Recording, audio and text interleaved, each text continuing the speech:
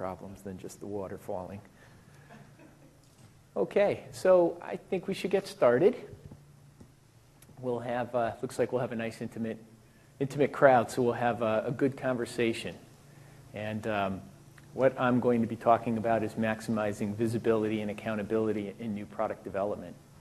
And the reason that I've titled this presentation, Maximize Visibility and Accountability, is because these are the two key things that you need to do in order to effectively control your new product development processes.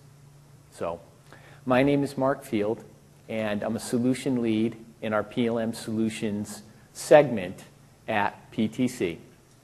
And I've been working with our customers at PTC for almost a decade now in the areas of project management, program management, portfolio management, requirements management, and a little bit in the area of systems engineering. So this topic area in particular has been very important to our customer base for years.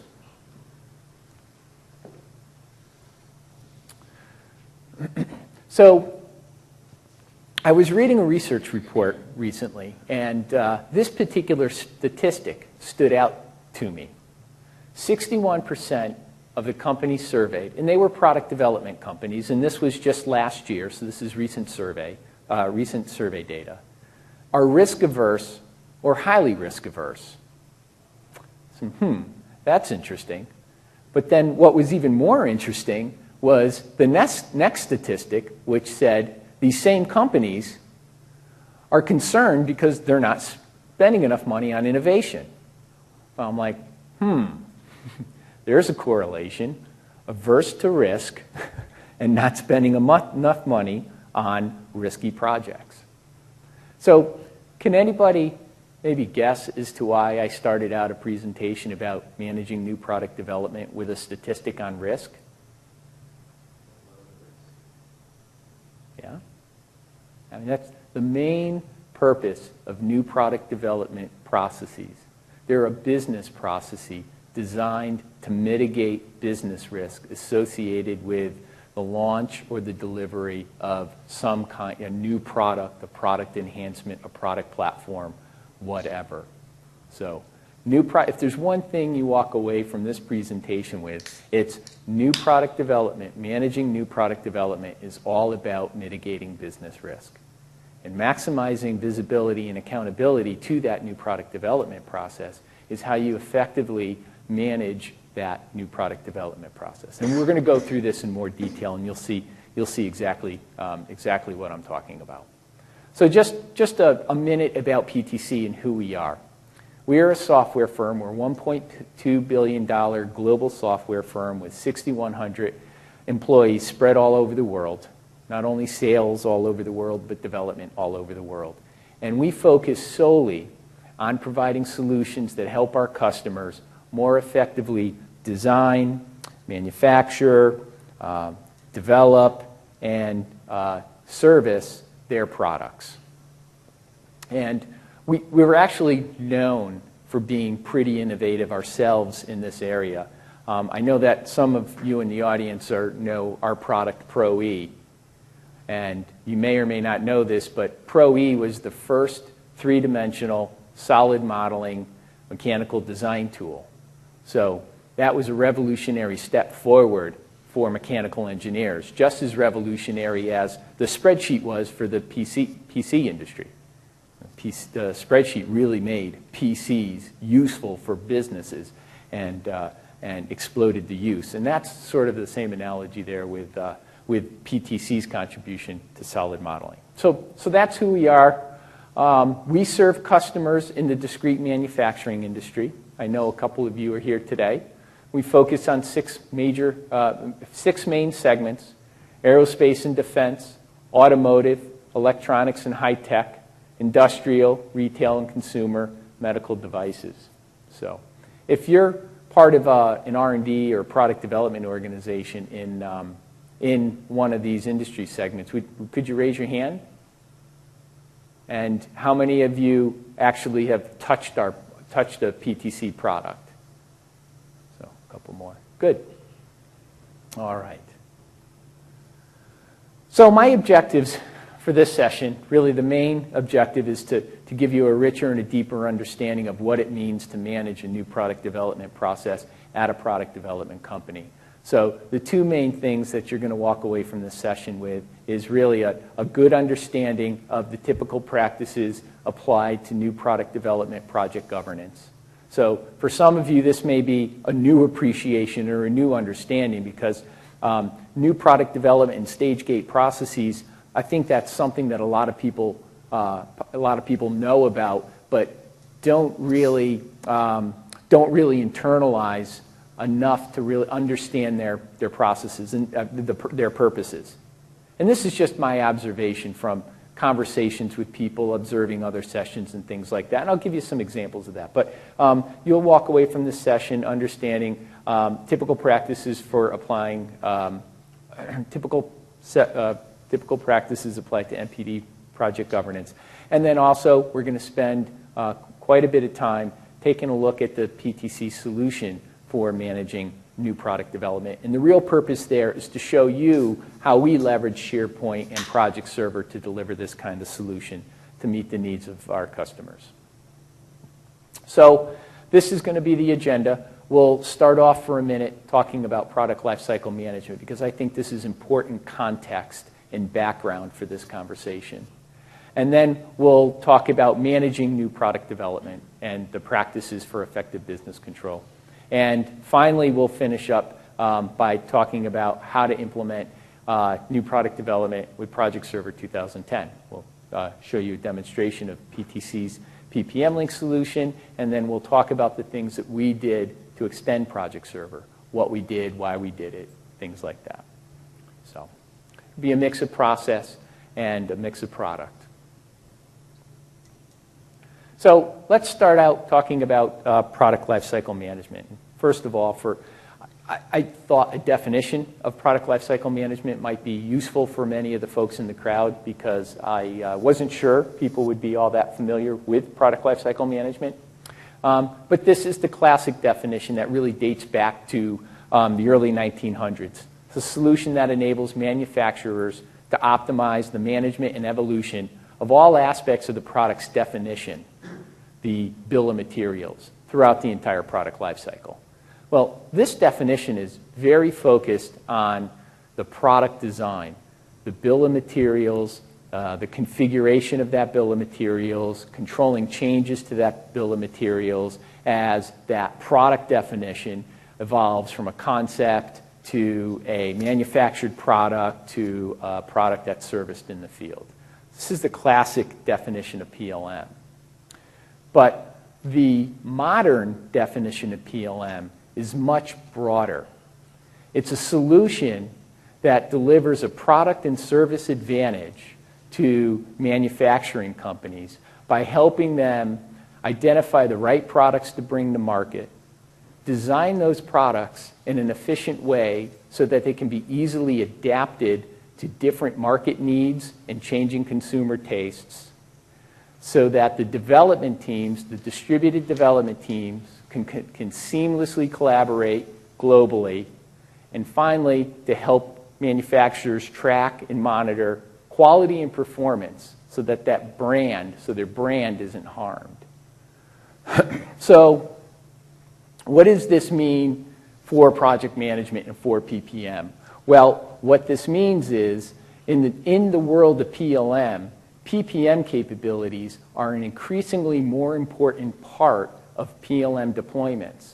And from a PLM vendor's perspective, PPM requirements are a more important part and a bigger piece of the different requests for information we get from our different customers. So PPM is an increasingly more important piece of PLM.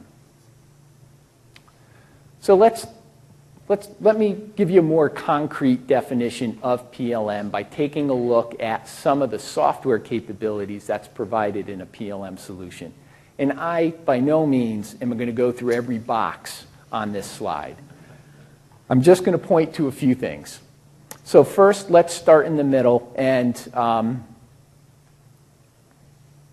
if we just take a look at a couple of things over here.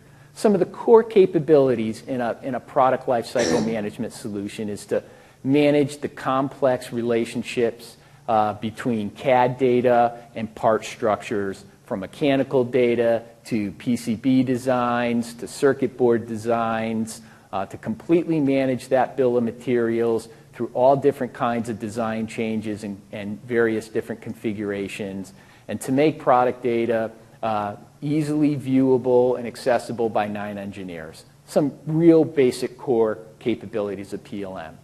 And then if we look on the outside of this slide, we see a bunch of different modules that at least plug into the PTC PLM backbone.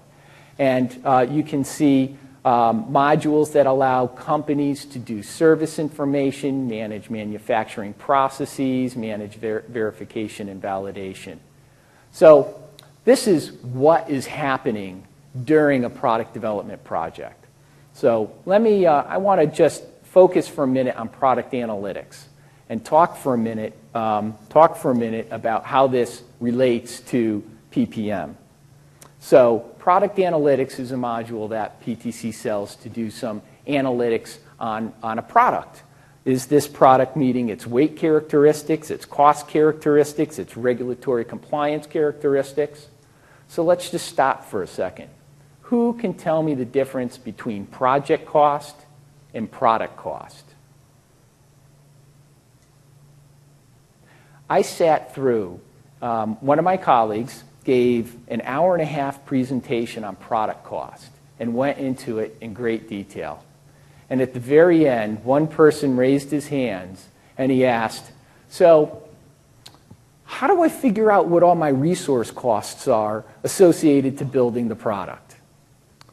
Product costs and project costs are two very different things. In project management, we're very accustomed to project cost, right? We want to know what the cost of the resources is that are doing the work. We want to know what the cost of the materials or the equipment. In product development, I might have to do some specialized testing. If you're in the aircraft engine business, you do the bird test. Take frozen turkeys, you throw them into the engine. This is not a lie. This is what they do at Pratt & Whitney. So like the birds would be a project cost, okay? Product cost is different. I'm designing that engine, and I'm going to make my blades in that engine out of carbide, for example. Well, carbide's got a much different cost than if I made them out of steel. I don't even know if steel's actually feasible or not. But the point is, project cost is how much is it going to cost me to do the design and the development. Product cost is all about the cost of goods sold. So if you looked at a balance sheet, project cost would be a capital cost. The product cost would probably be part of the cost of goods sold. So why am I going into a little bit of detail about that? That's because we're used to managing project costs there, but product cost is also it would be a key metric that would determine our project success. Your project would have cost targets for a particular product. Those cost targets are going to be directly tied to things like margins, profit margins, return on investment, things like that. And that's just one example. Another example might be, how well is my product design meeting its ability, meeting this particular environmental regulation? Because if I don't meet this environmental regulation, I'm not going to be able to sell it into the European Union. If I can't sell it into the European Union, that's certainly going to have an impact on sales. So my main point here is not only to show you what a PLM, product development system, looks like, but to help you understand that what's going on in the PLM system is the generation of all these important metrics that are great indicators about how well your project's going to succeed. And when we think about why product development companies are risk averse, start looking at some of these things, and you start to understand that, wow, there is a lot of risk. If I don't meet these regulations, I'm not going to be able to sell it. If I don't meet these cost targets, I'm not going to be able to make my project my profit margins. So those are software capabilities, and I use that to make one point. But what's most important is not what you do. What's most important isn't the software capabilities. It's using those software capabilities to execute the different processes within your organization that need to be carried out during a product development project. So, for example, this framework, and we spend a lot of time at PTC trying to understand our customers' business processes, and we use that to drive our product design. But some of the key practices within these processes, for example, practices for how you design for quality and reliability in your quality and reliability management process, how you manage and come up with fault tree analysis, how you do quality governance, and there's lots of examples right here. Now, again, how does this relate to project management and portfolio management and the like? These are all the different tasks that are going to be executed in a product development project. They're going to be executed by various different teams, likely using different project schedules. It depends on the scale of the project, but it could be very complex. And managing this kind of detail is exactly what Project Server does very well. It does the scheduling and the resource management for making sure that all these specific tasks are sequenced properly. But when it comes to governing new product development from a business perspective and controlling and mitigating your risk in a new product development project, details about these tasks, this is too much detail. And in a lot of cases, it's not even the right information to help you make those risk mitigation decisions. So that's PLM and how PLM relates to project management. So let's talk for a moment about new product development and some practices for effective business control. Now, I know these are blurry. These are actual documents from customers that I work with, so I needed to blur them a little bit. But I think there's enough there to get a sense. How many people have some kind of document that looks like this, some kind of document describing their new product development process that looks like this in their organization? Just about all the customers we work with have some type of stage gate, phase gate kind of process that says, well, this is how we do product development. And they don't always call it NPD or new product development. It might be called product development process. It might be their new product introduction process, and it might be some internal name for it. All kinds of different terms used to describe what's essentially the same thing. And another important point is these processes aren't only used to control new-to-world products. Since it's a business mitigation process and methodology, it's actually used to mitigate any kind of risky product development. So some of our customers will have one specific process for how they develop a new platform that they then introduce into their ecosystem that has one set of stages, one set of gates, a specific set of deliverables and metrics. They might have another for their major NPD projects, which might be new-to-world projects, introduction of a new product family. Or they might have a minor NPD process, which is I'm just going to introduce a new model into this particular product family. So most customers I talk to have these documents that describe these processes, and this is what these processes apply to. But interestingly enough, they have a lot of trouble executing these processes. So there's really three main goals for a new product development process: mitigate risk, do the projects right, and fund the right projects. So let's spend a moment talking about mitigating risk. This is all about making an ongoing assessment of that project's attractiveness. From the moment you dedicate a few resources to investigate the technical feasibility of the project, right on through your deepest phases of development. You're always taking a look at the environment and the opportunity from a business perspective, from a market perspective, from a technical perspective. Is the market share we expect to gain? Is our assumptions there? Are our cost targets, are they on target? Am I still going to be able to achieve the profit margin I need to achieve? Am I going to be able to achieve the revenue we expect to achieve? And a million other technical, potentially technical from a product performance capability. You'd be making an ongoing assessment against those. And the reason you're doing that is so that you can control your resource allocation to that project and make course corrections along the way. As the attractiveness dips, you probably don't want to allocate as many resources as you had planned because you might have better uses for those resources on more attractive projects. So, that's what mitigate risk is all about. So, but before I finish that, I wanted to just tell a little bit of a story. And this was actually here at the conference in another session.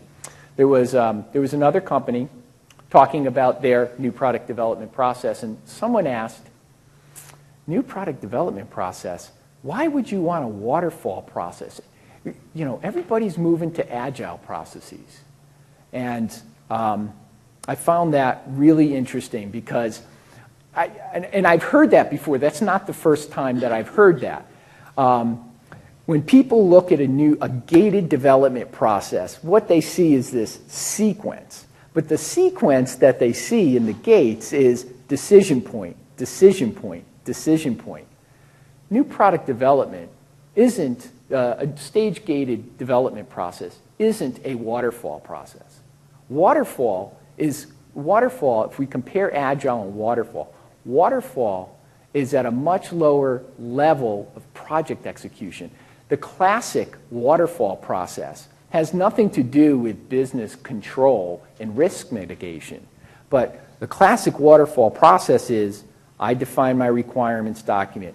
I hand it off to my functional team to do the architecture. They hand it off to the detailed design team to do the detailed design. They hand it off to me. It's a serial handoff of deliverables through different functions. And that has nothing to do with new product development processes. And new product development processes don't mandate any kind of serial handoff. Actually, new product development is a lot more like Agile in terms of its spirit, because what we're talking about is putting periodic checkpoints in place to say, hey, from a business perspective, is our project on target? That's a lot like Agile software philosophies where you put checkpoints in place to say, hey, are we still on target for delivering that content, for instance? So I thought that was real interesting. So next, second, do projects right. And the most important point here is doing projects right, doing new product development projects right requires cross-functional coordination. Many of the customers that I've worked with, they've actually implemented what they call their stage gate process inside of our PLM system, which is totally great if the only function that you need is engineering to get a product to market. But what about procurement? What about marketing? What about manufacturing? So, and there's many more functions that need to come together and make sure that they've done the work that they need to do at this certain point to move forward in the project or to make sure the project's successful. So doing projects right is about cross-functional coordination and then verifying all the detailed project execution that we were talking about. Documenting the key deliverables that show evidence that the project's been executed to the engineering standards or development standards or design standards or marketing standards of the organization. And then the third goal for MPD is really to fund the right projects. Do you have the right measures in place to make these decisions? But more importantly, are all your NPD projects measuring the same things. Because if they're not measuring the same things, then it's very difficult to make comparisons to do trade-off decisions. So, from a process perspective, this is where most companies fall down in these two areas. One, they have these processes, but the business case don't have any teeth. And PTC was a really good example of this. And I might regret it because I think we're being filmed. But I remember sitting in our own NPI meetings and our CEO going, the problem with our process is we don't kill anything. And he's exactly right, and it's a very common process. Again, I mean, very common problem. Again, in some of the recent market surveys that's been done, you can see only 11% of companies surveyed constantly monitor and stop underperforming projects. 60% struggle with making kill-go decisions. So, from a process perspective, this is a big problem. And then the other problem is the inability to make trade-off decisions. And that results from, I think the main problem there is that there's not any real objective data to help have the conversation about where to shift resources, what to invest in, what not to invest in. So it becomes an emotional conversation, and that just leads to some big problems. Most companies aren't even looking, most companies aren't even looking at their projects as a portfolio that they can balance resources across. And then the end result is a lot of wasted money. And then back to those process documents, most of the time they sit in the shelf. Did anybody attend ARM's presentation? I think it was yesterday or the day before. They're the chip design company. They talked about how they were using Project Server. Well, if you remember, he made a big deal about the Checklist Manifesto, which is a book written by Atul Gawande. I'm probably butchering his name, but he's actually a doctor up in the Boston area who he researched very deeply how to use checklists to prevent common but fatal operating room mistakes. And the main point there, the main point that the speaker at the ARM presentation made was that in the book they talk about what a waste process manuals and process training and process documentation is. Because it's never at the hands of the people when they need it. And what's more effective is a short, succinct, well thought out checklist that makes sure the most important things are done. So all those process documentations, and to me, I had read the book as well. And when I was reading the book, I said, boy, this really fits in the area of new product development as well. Because most of these process documents sit on the shelves and aren't integrated into the systems that the teams doing the work are using on a daily basis. And what's effective about most new product development processes, when you look at them, the good ones kind of look like a simple checklist. It's all about how do you systematically incorporate that checklist into the systems that people are using. And then, of course, effectively measuring how well people are using it. So, just a couple of pieces of food for thought. So, just to wrap up the sort of the process piece of this discussion, kind of set the background for what we did in the SharePoint Project Server environment and why we did it. Managing your new product development effectively is going to enable you to better manage business risk. And if you better manage business risk, you're going to be able to increase your investment in innovative new product development projects. So, that's sort of the bottom line.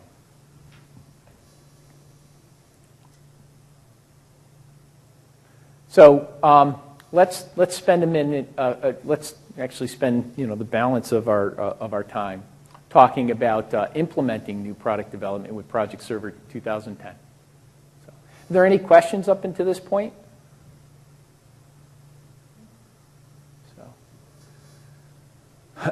Okay, so the solution that we developed is called PTC Windchill PPM Link.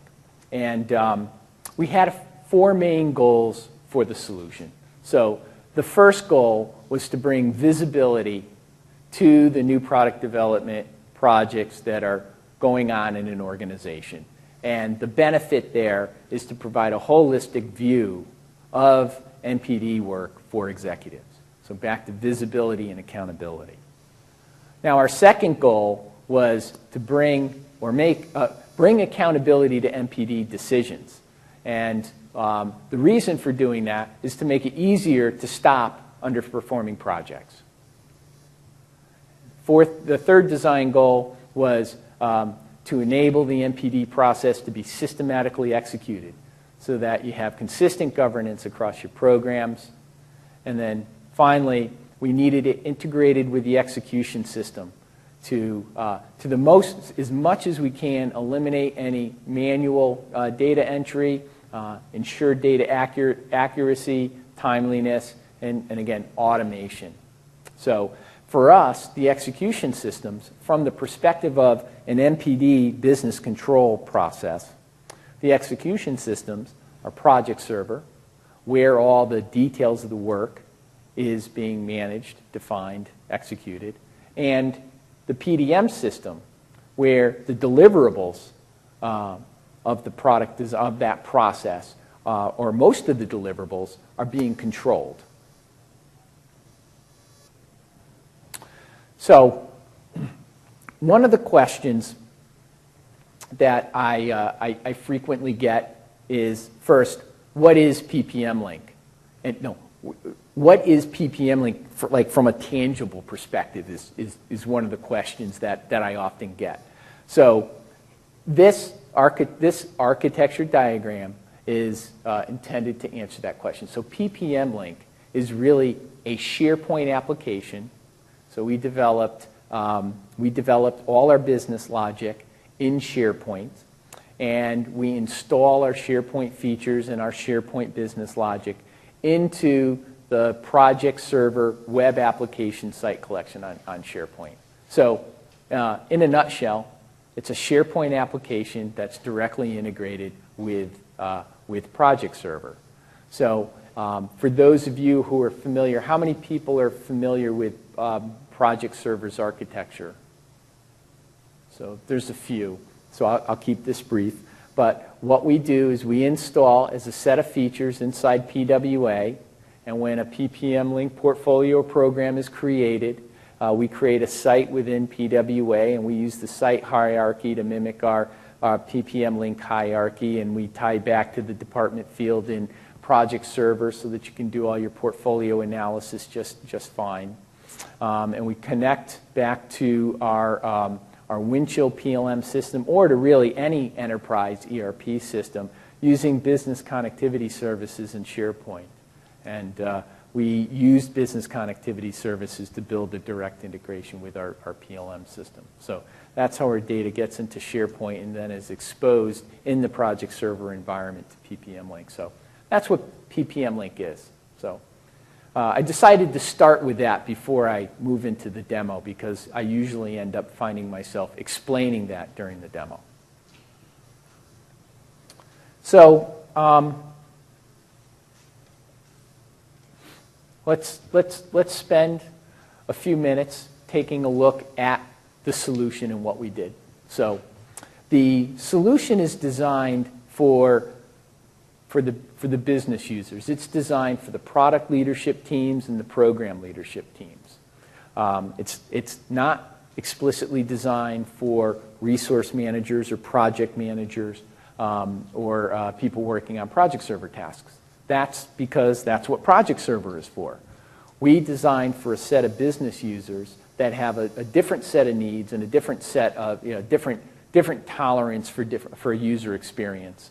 And we decided that the entry point for those users would be best to be suited to SharePoint. So here we are in a PPM Link portfolio that called the 800 series, that represents a particular product line. And here we can see a variety of different projects being governed by specific new product development processes that are part of this of this product line. And normally this product line would be a set of different product models that are all being built off a common platform. And this product line happens to be part of this product family.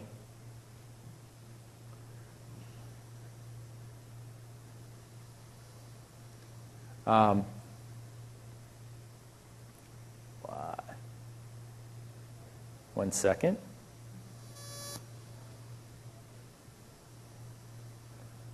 Doesn't matter how many times you run through the demo in the morning. Something new comes up.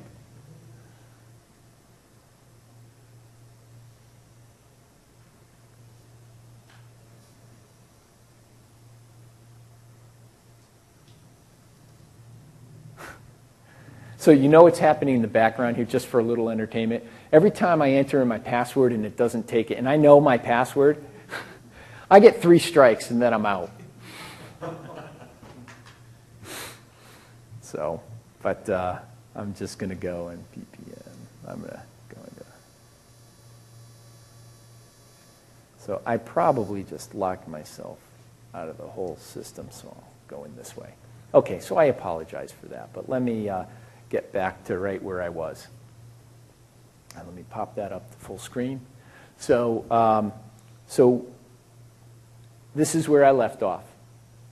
I was talking about this particular portfolio representing a set of new product development efforts that are related to the 800 series platform, and then the 800 series platform is part of a broader product family that's made up of three or four different product platforms.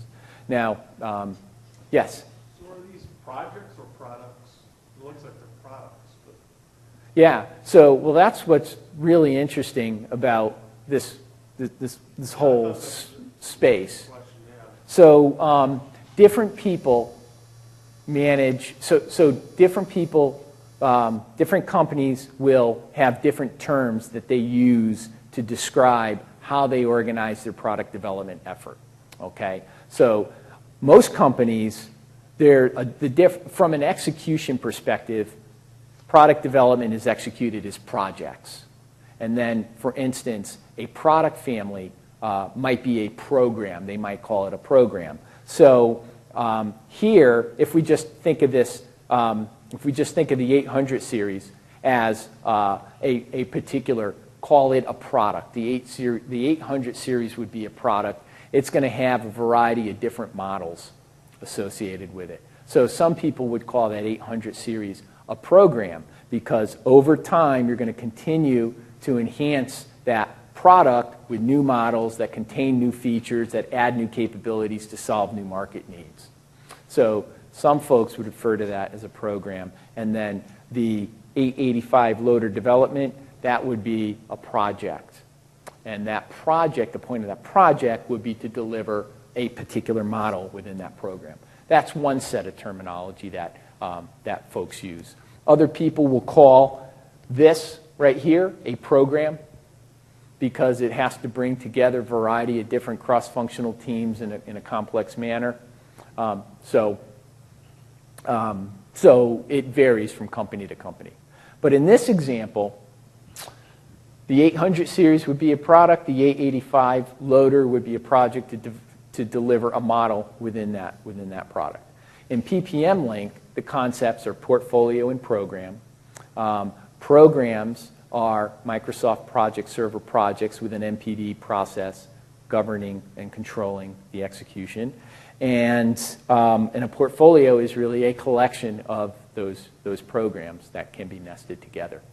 And the portfolios, everything has a Microsoft project behind it and a corresponding SharePoint site behind it. So this really will serve as the collaboration space for the 800 series portfolio team or product team.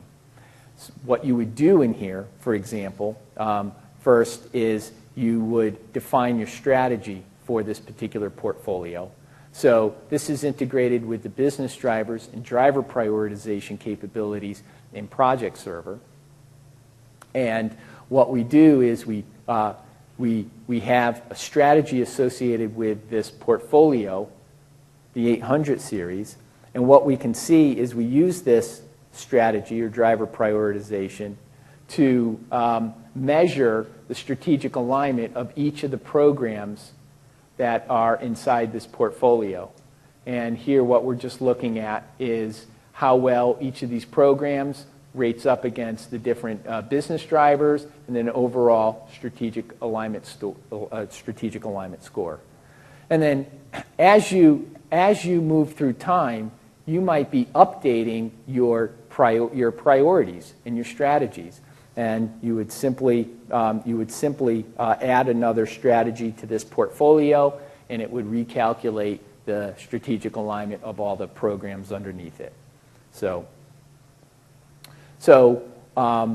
we wanted to provide a persistent view of the company's organization from a portfolio perspective. We wanted to provide a persisted view of strategic alignment. The other thing that you would do at a portfolio level, and I'm just hitting a couple of the highlights really, is you would define the performance metrics that you want each program to capture. So down below here, if we see a whole set of different performance metrics, and we're going to go into performance metrics in a little bit more detail in a moment. But I just wanted to point out a couple of things. So at the portfolio level, you'll define that performance metric and push it down to the program, so then it's there for the programs to collect, and the values could be rolled back up. So here you can see this particular highlighted metric, and it might be cost. I don't know exactly what it is. It's rolled up from the underlying programs, and you can see that this particular metric was actually pushed down to the 800 series from its parent, the all-wheel drive loaders product family.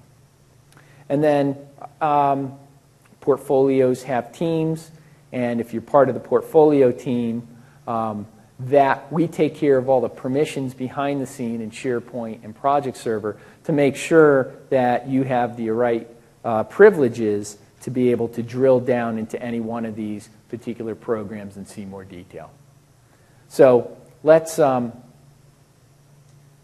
take a look at this project conference demonstration program that I put together following a traditional new product development process. And just a word on that, you would templatize your new product development processes as program types. So when you created a new program, you would pick, could be platform development, major MPD, minor MPD, and it would be populated with the appropriate gates, deliverables, metrics, any specific look and feel you wanted to the pages within the site, and any specific lists that you might use to collect some different custom requirements. So now programs, they have some basic roles. They have obviously the program manager, which is the person responsible for making sure that that this project is adhering to the process. But then there's the steering committee, who typically represents the gate reviewers, and these are the folks that would be assessing strategic alignment and signing off on different gate decisions. And then there's the core team. And the core team, so one way to think about it is PPM Link isn't the place where the masses of all the project resources are going to come. The project resources are going to work and live in Project Server. And it's really going to be the leadership teams that's responsible for making sure certain gate deliverables are accomplished and certain metrics are collected that are coming to PPM Link to make sure that they're providing the information that the organization needs to manage new product development. So the core team would be typically your project leads, your functional leads, those different folks responsible for making sure different gate deliverables and performance metrics are provided. And we'll show you this in a second. But before we get there, one of the things that we do in PPM Link is we aggregate content dates from different Project Server projects, because most new product development projects, especially in product development, are complex enough where there's different teams with their own schedules.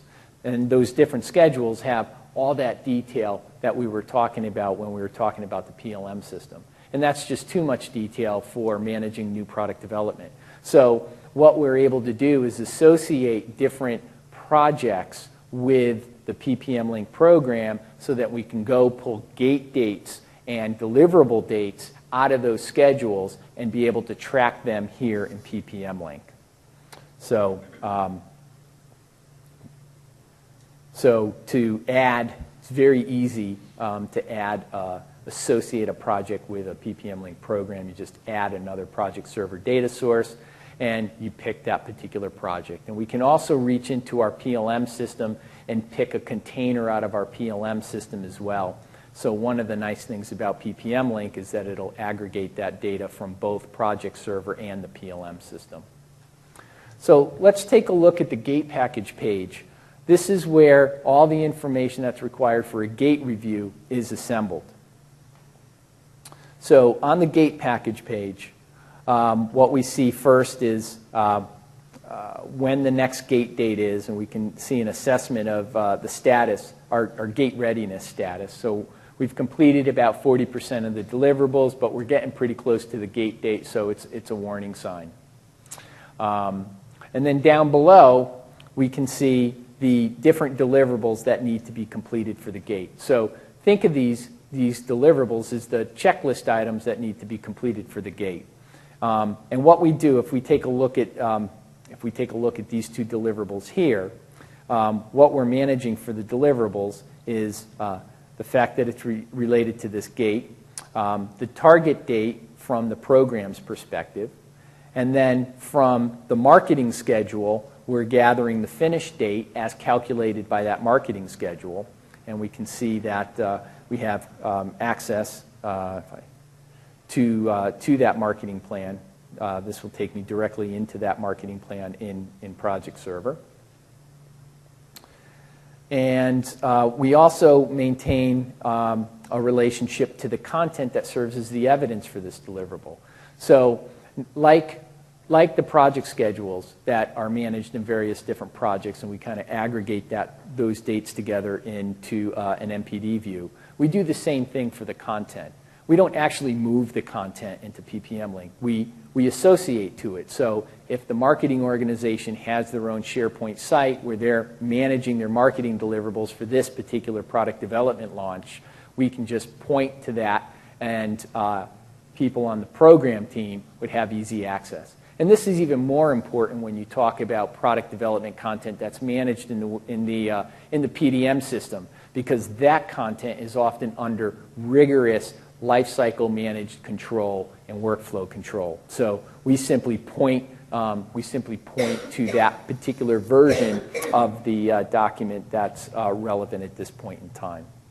And then what you can see here, the release ready design is off target. So it's supposed to be delivered by 3/23 from the program's perspective, and according to the engineering design schedule, it's not going to be ready until the 28th, so a bit of a warning there. And if we take a look, for instance, if we just edit this deliverable, the whole idea here is you want to distribute responsibility for collecting this information.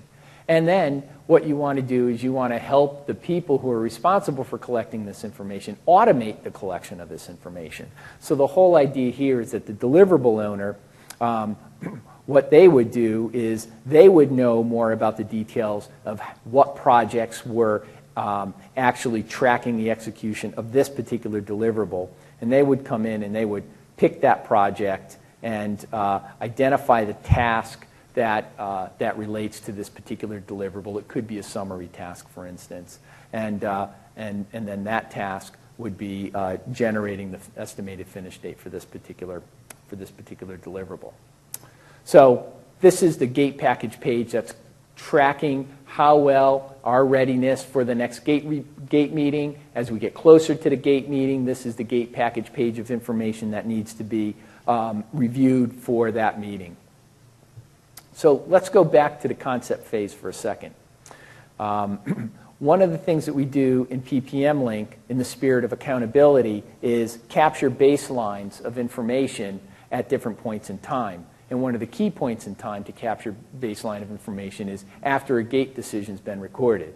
So here, when we look back at the concept phase, what we can see is up at the top, the outcome of the meeting as recorded by the program manager, the state of the deliverables at that particular time, and a sign-off from the different gate decision, the gate reviewers with their comments. So we have this historical record. We have this historical record here. And we also keep, you're also able to baseline this information really at any point in time. So you can see not only at the gates can you baseline the information, but you can also baseline the information program at the program reviews. So we have this rich set of baseline information about the strategic alignment scores for the program, for the deliverables for the program. If we look a little further, you can see that we have we captured the value of the different performance metrics at the time. And one thing we're going to ship in the next month is the ability to then draw a trend report for these metrics. So really, from any point in PPM link, you're going to be able to see how the different performance metrics are trending over time. So the approach that we've taken at this point has been not to automate the gate decision, but to really just capture the outcome of that gate decision. So if we go back to the development phase and we highlight the development phase, the typical process would be, as we approach the gate meeting, assess strategic alignment. That would send a survey to the different gate reviewers, and they would assess how well this program is meeting the business drivers set forth by the portfolio. And we'll take a look at that in a second. And then record the gate decision. So our perspective has been, at least up until this point, that most of these decisions are business decisions that are discussed in meetings and not automated by workflows. So our first step is to just capture the outcome of the meeting, because that's what's bringing visibility and accountability. Some customers we've talked to actually do have a simple workflow which could be configured into the system, and which is something we'll probably provide in the out-of-the-box system at some point in time. But if all the gate reviewers agree to move forward, then they want the system just to move forward, which is really a relatively simple thing to do. But we capture the basic gate decisions, as you can see here, set target dates for future gate meetings, send out the sign-off notice, and if there's any deliverables that need to be carried forward, we can certainly carry forward those deliverables. So from the perspective of the process, visibility and accountability to the process, this is one of the key aspects of the solution. And one of our design goals was really to keep this simple, keep this straightforward, because that's the most effective way to get the kinds of users we're trying to attract to the system, in the system, and using the system, and getting value from the system. So let's take a moment to look at the scorecard page and talk a little bit about performance metrics and automating performance metrics. So first, on the scorecard page, for this particular program, what we can see is how well it's meeting each of the different business drivers, and then we can see what it's doing, how it compares against some of its peers. But then down at the bottom, for instance, there's a variety of different performance metrics that can be collected, and most of these are pushed down because they're defined at the portfolio level. So if we edit any one of these performance metrics, again, the whole point here is to distribute out the responsibility for collecting this information and then provide ways for the person responsible for collecting it to automate the collection of it. So in addition to obviously manually entering the value, you're able to calculate the value in a number of ways. One, from a SharePoint list. So for example, the risk list in SharePoint's a rich place of information. We can calculate. We could look at that information and set some targets for what my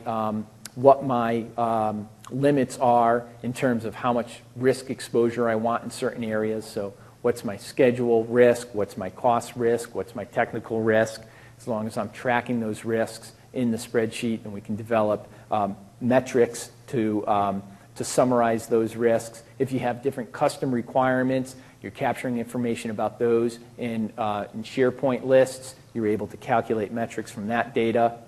From Excel workbooks, so for most project teams have financials captured in Excel, and PPM Link, using Excel services and SharePoint, can reach into those spreadsheets and pull out information and use that as the value for the metric. So when those spreadsheets are managed in SharePoint, every time that spreadsheet updates and the value changes, it's fed automatically into PPM Link. We can pull data from Project Server, so all the Project Server attributes can be pulled out and and made visible and reported on in PPM Link. And then we also can reach into our PDM system and generate different performance metrics from the PDM system. So all these metrics are actually written back into the Project Server reporting database so that all the BI tools available in SharePoint and Project Server can be used to create custom reports that combine Project Server data and PPM Link data. So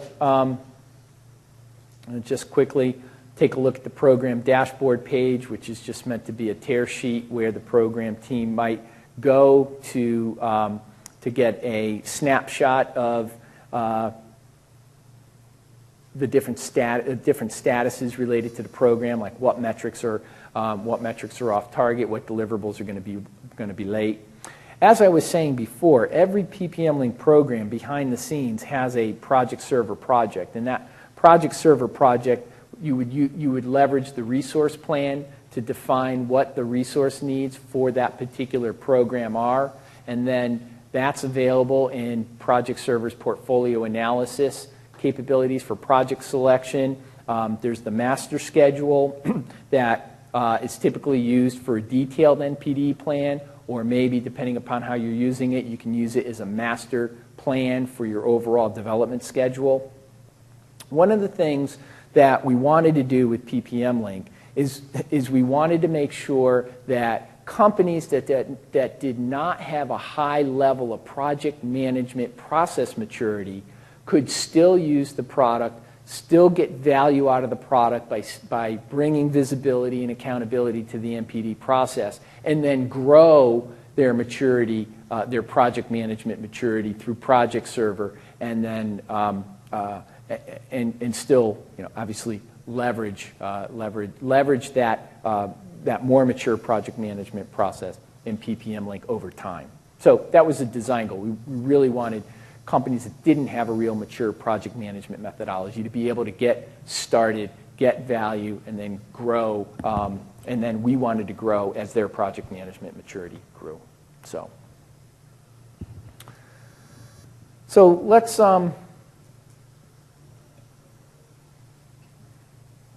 let's spend a few minutes talking about some specific things we did to extend Project Server for new product development. So these are really things that either you can't do in Project Server or are difficult or cumbersome to do. And remember, our design point here, we wanted it to be easy for business users to add and configure performance metrics. We wanted it to be easy for business users to configure those dashboards with nothing more than some basic SharePoint skills. So some specific things that we did to extend Project Server for new product development was we designed the purpose-built user interface for those program leadership teams and the portfolio leadership teams. The portfolio browsing and the hierarchical organization of the portfolios is the second thing.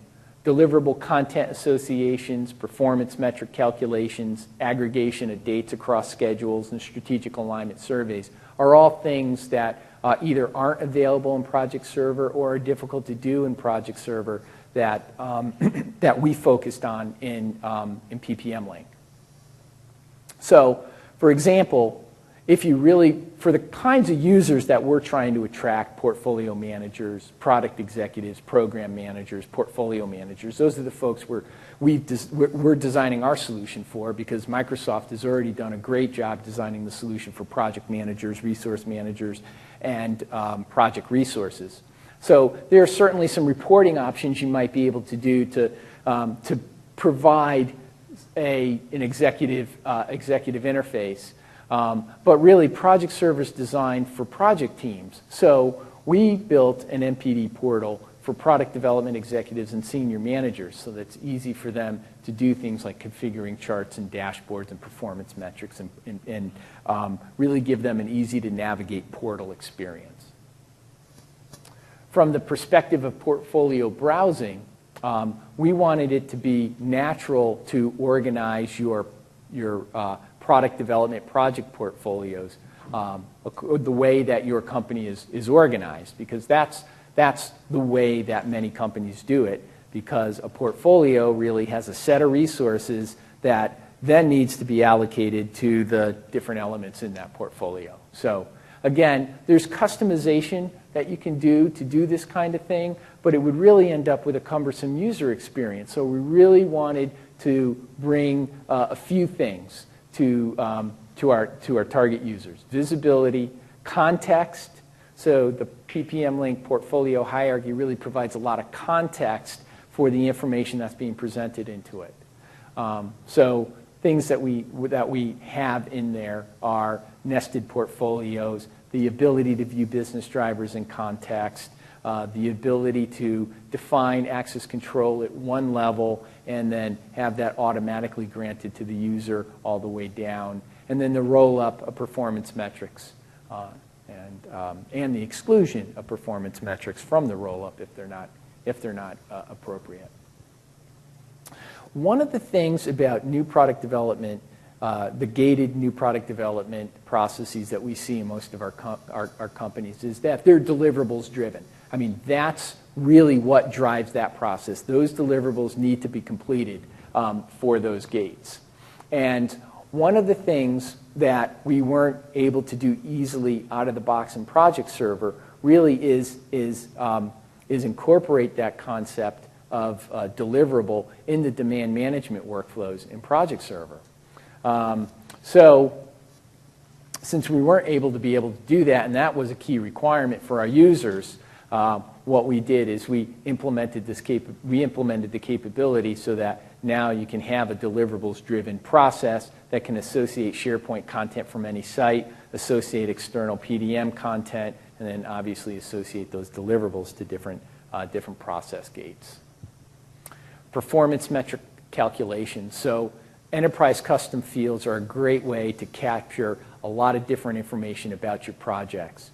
But one of the issues that we ran into, or one of the things we wanted to do for our users, was really help automate the collection of those performance metrics. And we needed to collect those performance metrics from a variety of different sources, especially the PDM system. Because as you saw before, those data in the PDM system really provides some important performance information that's going to determine how successful your project is. So what we did is, leveraging some of the capabilities in SharePoint, we built our metrics capability so that it's easy to define metrics by the end user, and give you the ability to calculate those metrics from a variety of different sources. So another area that we focused on. And then aggregation of dates across schedules. Again, this is something that's important to do in our environment, because there's lots of different projects and project schedules that have information that needs to be aggregated into this kind of view. And this is something that probably could be done in Project Server, but if you did it, it'd probably be very fragile, and it'd probably require a Project Server expert to maintain that schedule. So we really wanted to focus on ease of use and make it easy for the business users to go out, find the dates that they need, and then bring them into this particular view. And then finally, strategic alignment surveys. one of the things that we did, I didn't actually show this, but one of the things that we did is you can initiate a strategic alignment survey. And that would read the business drivers from Project Server, create a survey, send it out to the different gate reviewers where they would provide their assessment of how well a program's aligned with those business drivers. And then we would collect those information, average it out, apply the driver prioritization calculation to it, and then we'd write back the business driver values into the Project Server database, so when you went to do performance, project selection and portfolio analysis, that information would be there. So, just to wrap up briefly, I hope that I've been able to help you gain a deeper appreciation for new product development and what it's all about. It is a risky venture, and the purpose of gate-based new product development processes really is to mitigate that business risk. That's the main purpose of these processes. And in order to really have effective NPD processes, it requires visibility and accountability. Because without those two things, everything really falls apart. And when I talk to a lot of the product development executives that come into our briefing center, and I show them PPM Link, that's the one comment that's been consistent across all of them is that, wow, this gives me the visibility and accountability that we're really lacking.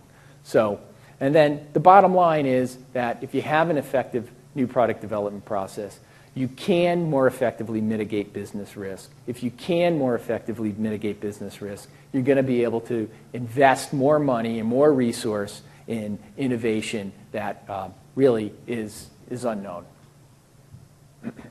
So, PTC is the solution provider. We provide the software. And not only do I want to familiarize you with our solution, but if you're not interested in our solution, I hope I gave you some good ideas to take back and maybe implement in your company. But we work very closely with our partner P-Cubed. The team at P-Cubed is very experienced in project management and new product development and innovation management methodologies. So we work closely with P-Cubed as a partner to deliver PPM Link, the PPM Link solution to our customers. So if you want more information about the product, you can either talk to me, you can talk to Bill Raymond, who's from P-Cubed, and I guess with that, fill out my evaluations to win prizes. I have no idea what prizes those are, but I'm open for questions. I have more product information and some thumb drives there. If you're interested, feel free. Yeah, I guess we should take some questions. Yes.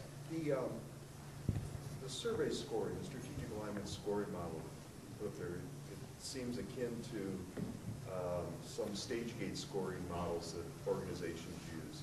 Was that part of the intent of that? That's yeah. Different than what I've seen in terms of strategic alignment of the portfolio selection. So the point there is to continually evaluate the strategic alignment of your programs over time, not just once when you do portfolio selection, but continue to evaluate its strategic alignment. And then also at the same time, the good process practice is to also have regular portfolio reviews where you constantly review that. So are some of your clients using that as a gate go or kill decision scoring model? No, they're using it as one performance metric that would inform that decision. Yes. Yes. So it looks like PPM Link could stand alone even if you didn't have Windchill. Yes. Even if you didn't have MS Project Server, but you had SharePoint. No.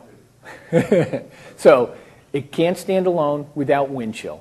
So really what we see in a lot of our customers, especially when it comes to deploying these kinds of processes, is that they want to first focus on deploying these processes and these tools, and then they want to worry about bringing in the back-end PLM system. So that's why that stands alone. But PPM Link is dependent upon Project Server. It installs into the Project Server environment. Yes? Yeah? How are the deliverables tied to the schedule? Is there a big process to configure So, that? Or- so the idea there is we're managing the gate deliverables. And if we go back to so the short, succinct answer is you distribute ownership of the deliverables to the appropriate functional leads for those deliverables. And those functional leads would then be responsible for providing the dates for the deliverables. So they could, for instance, come here to their deliverable, edit that deliverable, and then here what they would do is they would say the details for this deliverable. So I might have a whole project schedule behind, maybe not only behind this deliverable, but this might be part of a big project schedule. Let me pick that project schedule, whatever it may be, and then let me pick the task in that project schedule that's The item is the task. the item you would pick would be a task or a milestone. Okay. So kind of links that deliverable to the task schedule. Right, and then that date is fed from the schedule into the aggregated gate package view. Okay. Yeah, I think you were right on in product development deliverable space. That's one thing I really struggle with. Is they have all these documents and all tie to my schedule and tasks, but there's always a way to do it. So this is great. Thank you. So how actually configure, you build it on SharePoint Project Server, so how configurable are some of the templates we're actually seeing? So for example, this, the gate package, can you configure if you show deliverables or not, a review team, or is it all configurable? Yeah, yeah. I mean, that's one thing I failed to mention in the whole presentation was another reason for SharePoint as the delivery platform as opposed to embedded directly in Project Server is the configurability. You can modify these web parts. You can add your own web parts. You can change the layout of the pages. You can control views through the permissions.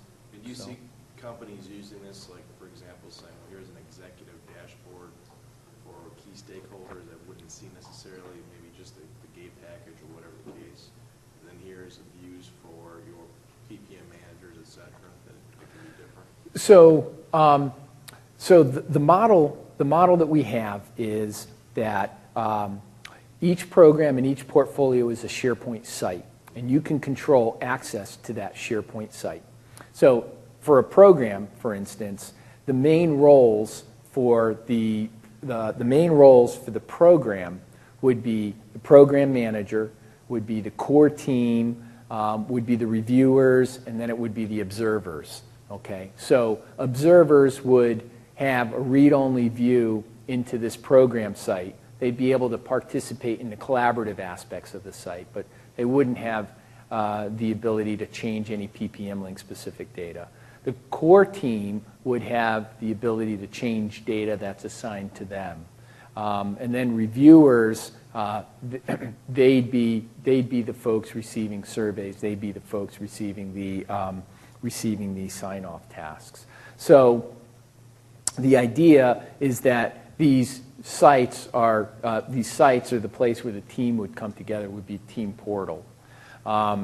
So if you needed to provide reports, so there's probably plenty of reports that we don't provide that you want to provide. You could provide them either in the context, because our data, or at least our metric data, is stored in the Project Server reporting database. You can then build reports, show them in the context of PPM Link or outside the context of PPM Right. So Link. if you want like a general manager view that you just want to see wholesale-based Yeah. projects, you would say you might do it out of PPM Link. Yep. Yep.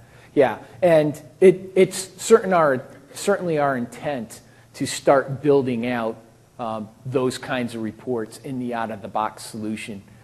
We're just marching down that path right now. So, yeah, good question.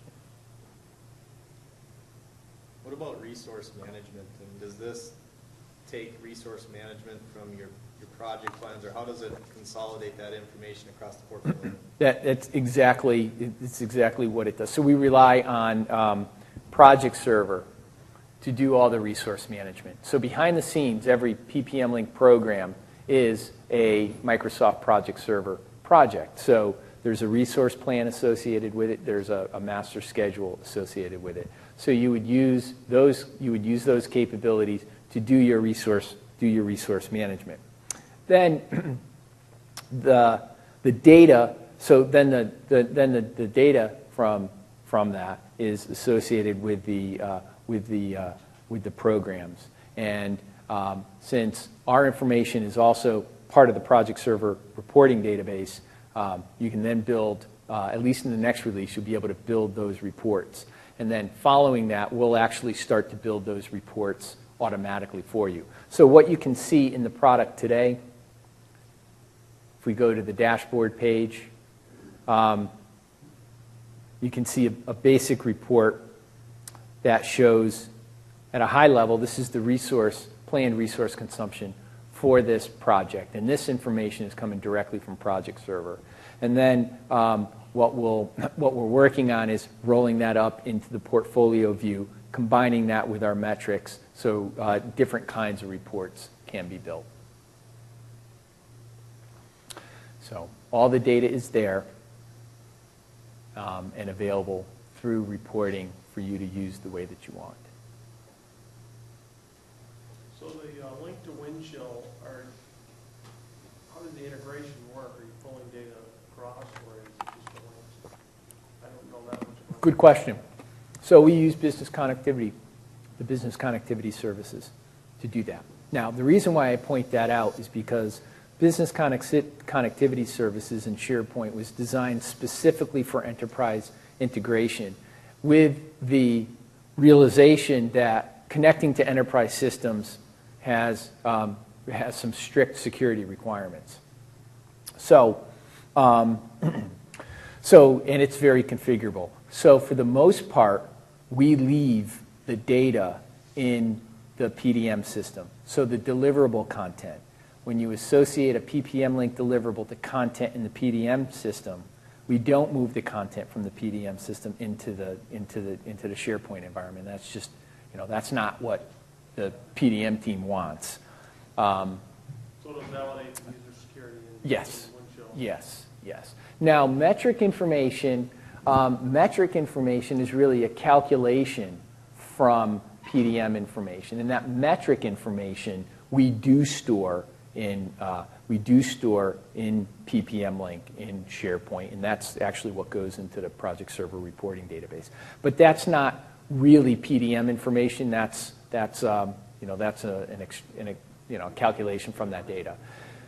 Then we have different web parts that allow you to do some pretty rich. I don't want to call it extraction, but access to PDM information from SharePoint. And there's different administration controls that you can use to set so that you can say, well, I want it cached in SharePoint, or I don't want it cached in SharePoint. But that would be a little more advanced. Performance problems if you're... Oh, well, I mean, it certainly could be. But let's take search as an example. One of the things that the connection back to Windchill does is enable enterprise search in Windchill. And it enables enterprise search of Windchill information in SharePoint, so that you can do a search and then it would return both Windchill information and SharePoint information. So in that case, the administrator, you're going to want to cache at least some level of information in SharePoint, but you have complete control over what's cached, what's not cached. Maybe just some metadata is cached, and then if you, when the user finds what they want, they go back to the Windchill system, for instance, and they'll be prompted for their login credentials. Well, I'm getting booted, so. Thanks very much. I'll be around if you